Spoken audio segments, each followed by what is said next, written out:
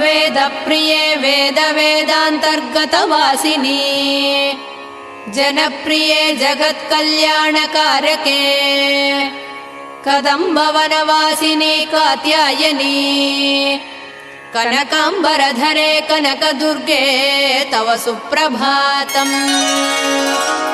कल्पवृक्षे महाकल्पादिकालनिर्णये मातः मधुसूदनादिमहादेव विनुते मन्दाकिनी सलिलसेवितपदे मन्दस्मिते कनकाम्बरधरे कनकदुर्गे तव सुप्रभातम्।